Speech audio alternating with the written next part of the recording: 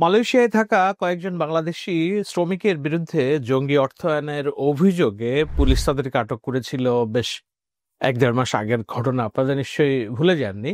৩ দিন আগে মালয়েশিয়ার একটি প্রধান সংবাদ তারা বাংলাদেশি ওই একজন যুবকের ছবি ছেপেছে এবং বলেছে যে চূড়ান্ত চার্জশিটে তাদেরকে আইএসকে অর্থায়নের প্রমাণ তারা পেয়েছে এবং তাদের বিরুদ্ধে তদন্ত প্রতিবেদন জমা দিয়েছে। এটি সাজা তাদেরকে ১৫ থেকে ৩০ বছর পর্যন্ত সাজা হতে পারে। এই যখন সংবাদ, বাংলাদেশে রাজশাহীতে একটি কোচিং সেন্টার থেকে ডক্টরস কোচিং সামথিং একটা নাম, সেখান থেকে মিশরাতুল অনিন্দ নামে একজনকে আটক করেছে যৌথ বাহিনী, সেনাবাহিনী বিশেষত, জঙ্গি কার্যক্রমের অভিযোগে। এই ব্যক্তি, তাকে যখন পুলিশ তুলে নিচ্ছে তখন সে ৪টি নাম বলেছে বাংলাদেশের: পিনাকি ভট্টাচার্য, ওসমান হাদি, হারুন ইজাহার। এদের কথা শোনার জন্য বলেছেন। কেন এই দুটি ঘটনা আমি একসাথে নিয়ে আলোচনা করছি? বাংলাদেশে নতুন করে কি জঙ্গি এবং মৌলবাদের উত্থানের যে দায়ভার, সেটি বাংলাদেশি কোনো ইনফ্লুয়েন্সার, রাজনৈতিক কর্মীর ঘাড়ে বর্তায় কিনা, সেটি একটি বড় প্রশ্ন। কেন প্রশ্ন? তারেক রহমান, বিএনপির জাতীয়তাবাদী দলের ভারপ্রাপ্ত চেয়ারপারসন, তিনি দুদিন আগে একটি বক্তব্যে বলেছেন যে বাংলাদেশ যেন নতুন করে মৌলবাদীর অভয়ারণ্য, উগ্রপন্থার অভয়ারণ্য না হতে পারে, সেটি তাদের রাজনীতির অন্যতম প্রধান লক্ষ্য। এই দেশকে কোনো চরমপন্থা বা মৌলবাদের অভয়ারণ্য যেন কোনোদিন পরিণত হতে না পারে, সেটিও কিন্তু আমাদের প্রত্যাশা, সেটিও আমাদের লক্ষ্য। এখন তারেক রহমান কিংবা বাংলাদেশ জাতীয়তাবাদী দল, বিএনপি, কিংবা বাংলাদেশের সরকার এই মৌলবাদের উত্থান, উগ্রপন্থীদের উত্থান নিরসনে কিংবা প্রতিহত করার জন্য কোন পন্থায় আগাবেন, কিভাবে আগাবেন, কোন প্রক্রিয়ায় আগাবেন?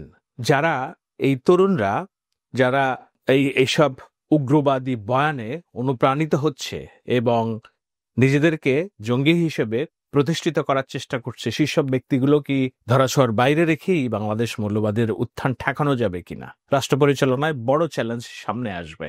আমি আলোচনাটা করছি মালয়েশিয়ার রেফারেন্স দিয়ে এই কারণে যে আপনারা নিশ্চয়ই জানেন যে বাংলাদেশে ২০১৬ সালের গুলশানে হলি আর্টিজানে ১৬ জনকে যে হত্যা করা হয়, সে সময় আইএস এবং বালেতানের মতাদর্শপুষ্ট বাংলাদেশে যেসব ছোট ছোট গ্রুপ ছিল, কার্যকর ছিল, নানান আলোচিত বিষয় ছিল। শেখ হাসিনার আমলে আমরা একটা বিষয়ের খুব সমালোচনায় সোচ্চার ছিলাম, সেটা হলো যাকে তাকে যেখানে সেখানে জঙ্গি নাটক সাজিয়ে সাধারণ মানুষকে, আলেম ওলামাকে নির্যাতন করার যে অভিযোগ, এটি সত্য ছিল, কিন্তু তার ভিতরে কি কেউ কেউ সত্যি সত্যিই জঙ্গি ছিল না? আইএসের মতদুষ্ট ছিল না? অবশ্যই ছিল। রোহান এবং নিব্রাস নামের ২ জন ব্যক্তি, যখন তাদেরকে আটক করা হয়, তারা আল কায়েদার পতাকা পোশাক পরেছিল এবং তারা এই হত্যাকাণ্ডের দায়ে যেই ৭ জন না ৮ জনকে আইন শৃঙ্খলা বাহিনী তখন হত্যা করে, তাদের মধ্যে এই ২ জনও ছিল। সে সময় পত্রপত্রিকার হিসাব ছিল, সংবাদ ছিল যে এই ২ ব্যক্তি কাদ্রে অনুপ্রাণিত ইসলামিক বক্তা, পিস টিভি বাংলার, যিনি বাংলাদেশে সেই সময় খুব চালু ছিল, ডক্টর জাকির নায়েকের অনুসারী ছিল, এমন একটা অভিযোগ ছিল। এখন জাকির নায়কের কথাবার্তা, জাকির নায়কের বিশ্লেষণ সব কি জঙ্গিবাদের মদদ উৎপাদন করছে? সব কি খারাপ?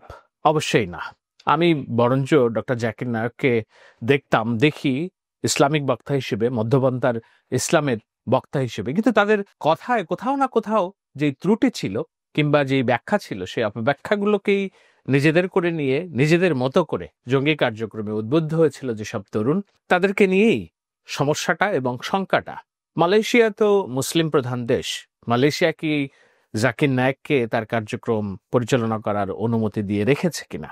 আমি যতটুকু জানি, পড়েছি সংবাদ, ওই ঘটনার পরে মালয়েশিয়ায় ডক্টর জাকির নায়েকের উপরেও তাদের পুলিশ এবং আইন শৃঙ্খলা বাহিনীর নজরদারি বৃদ্ধি পায়। এরপরে ডক্টর জাকির নায়েক যখন ভারতীয় এবং চীনাদেরকে কটাক্ষ করে একটি বক্তব্য রাখেন, স্থানীয়ভাবে কিছু প্রতিবাদ তৈরি হলে মালয়েশিয়ার সরকার ডক্টর জাকির নায়েক ১১ জন মুসলিম স্কলারকে নিষিদ্ধ করেন, তাদের বক্তৃতা বিবৃতি নিষিদ্ধ করেন। ডক্টর জাকির নায়েক তাদের মধ্যে একজন ছিল।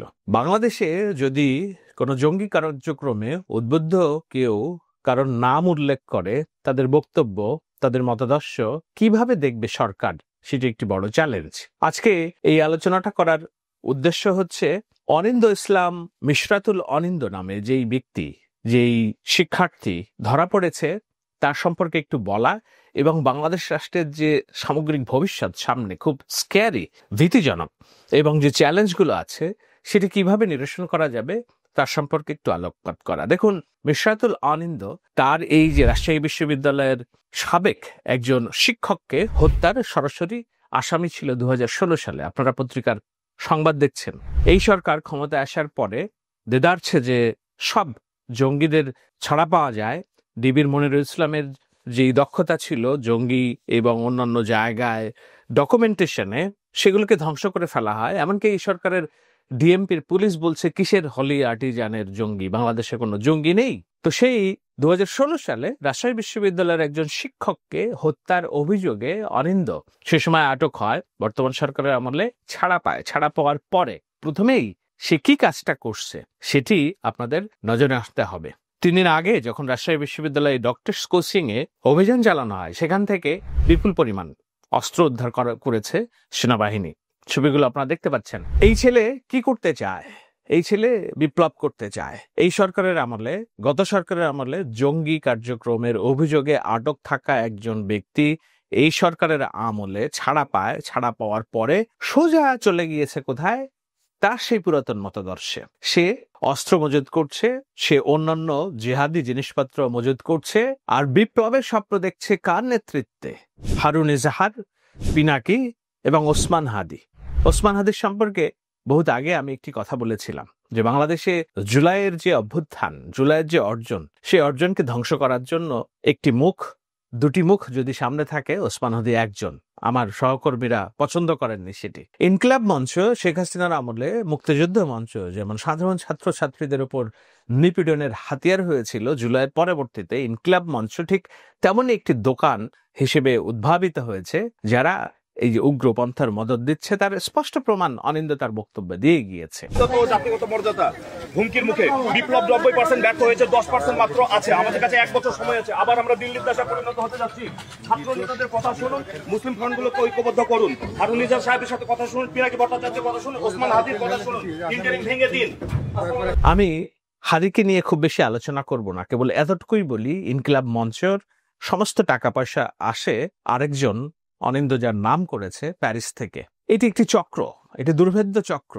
এটি জিয়াফত থেকে শুরু করে ভাঙচুর, মব থেকে শুরু করে সমস্ত জায়গায় মাঠের যে ইন্ধন আপনারা দেখতে পাচ্ছেন, যেটি ইনকিলাব মঞ্চ সামনে থেকে করছে, তার পেছনের অর্থায়ন করছে প্যারিস থেকে। আর এদেরই একটা গোষ্ঠী বাংলাদেশে তৈরি হচ্ছে যারা না গণতন্ত্রে বিশ্বাস করে, না ভোটিং রাইটসে বিশ্বাস করে, না পার্লামেন্টারি সিস্টেমে বিশ্বাস করে। তারা মনে করে যে জুলাইয়ের যে শেখ হাসিনা বিরোধী আন্দোলন, জুলাইয়ের যে অভ্যুত্থান, সেটি আসলে তাদের বিপ্লব। কাদের বিপ্লব? জঙ্গিপনার বিপ্লব, মৌলবাদের বিপ্লব। এবং সেই ন্যারেটিভকে প্রতিষ্ঠা করার জন্য সামনে থেকে সমানে বয়ান, বক্তব্য, ভিডিও, ডকুমেন্টেশন সবকিছু হাজির করছে ইউটিউবে এবং অন্যান্য জায়গায়। আমাদের কিছু ভাই ব্রাদার জেনে বুঝে না বুঝে রাষ্ট্রের ভবিষ্যৎ নাচ করতে পেরে তাদের সেই বাতাস দিয়েছে এবং এটিকে একটি ইসলামী মৌলবাদের বিপ্লব, ইসলামী মৌলবাদের অর্জন হিসেবে প্রতিষ্ঠিত করার সমস্ত কাজ না বুঝেই করেছে। আমি দৃঢ় বিশ্বাস না বুঝেই তারা করেছে, যারা করেছে। কিন্তু এখনো যারা মাঠে সক্রিয়, তারা এটা জেনে বুঝেই করছেন। কি বুঝে করছেন? কি তাদের মতবাদ? কি তাদের লক্ষ্য? তাদের লক্ষ্য বাংলাদেশকে শেখ হাসিনার ফ্যাসিবাদের পরে এটি একটি মৌলবাদের ফ্যাসিবাদ রাষ্ট্র কায়েম করা, যেখানে মৌলবাদী চিন্তা ভাবনা, উগ্র ধর্মীয় চিন্তা ভাবনা, যেখানে মধ্যপন্থার ইসলাম না। জামায়াতে ইসলাম বাংলাদেশের, হেফাজতে ইসলাম বাংলাদেশের অন্যতম ধর্মীয় মুরব্বী প্রতিষ্ঠান।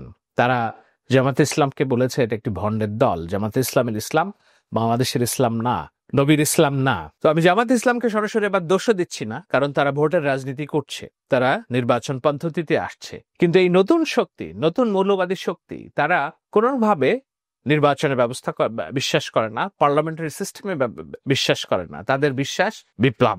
শেখ হাসিনার ফ্যাসিবাদী শাসন ব্যবস্থার পরে নতুন বাংলাদেশ তারা যেটা চায় সেটি হচ্ছে মৌলবাদের বিপ্লব। সাধারণ মানুষ, আপামর মানুষ, সাংস্কৃতিক ডান বাম লক্ষ কোটি মানুষ রাস্তায় নেমে সেদিন যে অর্জন আমাদের দিয়েছিল, সেই অর্জনকে গিলে খেয়ে ফেলতে চায় গুটি কয়েক মানুষ নানান মঞ্চের নামে, ইনকিলাব মঞ্চ, মৌলবাদী বিপ্লব, এগুলোর নামে। আমরা সাধারণ সংখ্যাগরিষ্ঠ মানুষ অসহায়, সংখ্যাগরিষ্ঠ মানুষের কোনো নেতা নেই, এজন্য তারা রাজপথে নেমে এটা প্রতিবাদ করতে পারে না। কিন্তু যাদের নেতা দাঁড়িয়ে গিয়েছে 5 আগস্টের পরে, তারা কিন্তু ঠিকই তাদের কার্যক্রমগুলো চালিয়ে নিচ্ছে। সেই চালিয়ে নেওয়ার যে ভয় ভবিষ্যৎ, সেটি আতঙ্কের কেন? কয়েকদিন আগেই ঢাকা বিশ্ববিদ্যালয়ের এক শিক্ষকের সাথে আমার কথা হয়, হল প্রভোস্ট। তাকে আমি জিজ্ঞাসা করলাম যে ঢাকা বিশ্ববিদ্যালয়ের অবস্থা কি, এখানে ডাকসু নির্বাচনে কারা জয়ী হবে। তার একটা স্পষ্ট আতঙ্ক আমি দেখেছিলাম। তার কথা হচ্ছে যে এখানে জামায়াত শিবির হয়তো অতটা সমস্যা না, অন্যান্য রাজনৈতিক দলগুলো এত সমস্যা না। আমি হল প্রভোস্ট হিসেবে যেটা দেখি সেটা হলো ছাত্রদের ভিতরে একটা মনস্তাত্ত্বিক পরিবর্তন, এবং তারা সেই পরিবর্তন কোন নির্দিষ্ট রাজনৈতিক দলের প্রতি দায়বদ্ধ না। তারা যেন কি একটা চায়। কয়েকদিন আগে রেসিডেন্সিয়াল মডেলের কিংবা ঢাকা কলেজের সম্ভবত কয়েকজন ছাত্র একটা বিক্ষোভ নামিয়েছিল। সেখানে তারা প্ল্যাকার্ড নিয়েছিল সেকুলারিজমকে কবর দেওয়া। তারা সেখানে প্ল্যাকার্ড নামিয়েছিল যে কি জানো, এটাকে গণতন্ত্র, এগুলো কুফুরি, সামথিং লাইক দ্যাট। এই মতবাদ কিন্তু অন্য কোনো রাজনৈতিক দলের মতবাদ না। এটা হলো হিজবুত তাহরীরের মতবাদ, নিষিদ্ধ গোষ্ঠীর মতবাদ, মৌলবাদীদের মতবাদ। এখন হিজবুত তাহরীরের কথা যদি আমরা বলি, ডক্টর ইউনূসের হাত ধরে বর্তমানে যে সরকার চলছে, তাদের একাধিক শীর্ষ পর্যায়ের নেতার বিরুদ্ধে হিজবুত তাহরীরের সংশ্লিষ্টতা অভিযোগ আছে। আমি নিজে ব্যক্তিগতভাবে জানি কোন কোন ইনস্টিটিউশন, কোন কোন প্রতিষ্ঠানের প্রধান হিসেবে হিজবুত তাহরীরের প্রধান কিংবা মতবাদের সাথে সংশ্লিষ্ট মানুষ দায়িত্বে। এমনকি সরকারের মন্ত্রণালয় যারা চালাচ্ছে, এদেরও কেউ পার্লামেন্টারি সিস্টেমে বিশ্বাস করে না, গণতন্ত্র বিশ্বাস করে না। এই সমস্ত জিনিস যদি আপনি এক জায়গায় করে দেখেন, তাহলে এটি একটি অন্ধকার ভবিষ্যৎ, তাহলে এটি একটি স্কেয়ারি অর্থাৎ ভীতিকর সম্ভাবনা। সেই ভীতিকর সম্ভাবনা আগামী দিনে যে রাষ্ট্র পরিচালনার জন্য সবচেয়ে বড় চ্যালেঞ্জ। এই চ্যালেঞ্জটা কিভাবে মোকাবেলা করা হবে, কার নেতৃত্বে এই চ্যালেঞ্জগুলো নির্দেশিত হবে। সমস্যার আগে আপনি যদি সমস্যাটাকে আইডেন্টিফাই করতে পারেন, তখন আপনি সমাধান তৈরি করবেন। সমস্যাটাকে আইডেন্টিফাই করাই সবচেয়ে বড় রাজনীতি। এর মধ্য দিয়ে আবার আমরা এটাও চাই না যে শেখ হাসিনার আমলে যাকে তাকে জঙ্গি এবং মৌলবাদ বলে সাধারণ মানুষকে নির্যাতনের জন্য যে হাতিয়ার তৈরি করা, রাজনৈতিকভাবে যারা বিরোধী তাদেরকে নির্যাতনের হাতিয়ার তৈরি করা। তাহলে রাষ্ট্র পরিচালনার জন্য আমাদের আসলেই যেটা দরকার, মালয়েশিয়া পুলিশ যেটা করছে, জঙ্গি অর্থায়নে বাংলাদেশের শ্রমিককে কারাগারে পাঠাচ্ছে, নির্মোহভাবে বাংলাদেশে যারা সত্যি গণতন্ত্র, পার্লামেন্টারি সিস্টেম এগুলোতে বিশ্বাস করে না, তাদেরকে আলাদা করা, যেন রাজনৈতিকভাবে কাউকে ট্যাগ দিয়ে রাজনীতির নিপীড়নের হাতিয়ার যেন মৌলবাদ নিয়ন্ত্রণের নামে না হয়, সেটি সবচেয়ে বড় চ্যালেঞ্জ। এই চ্যালেঞ্জটা আগামী দিনের রাষ্ট্র পরিচালনায় যারা করবেন, আসবেন, তারা কিভাবে নিবেন তার উপর নির্ভর করছে বাংলাদেশের আগামী দিনের ভবিষ্যৎ।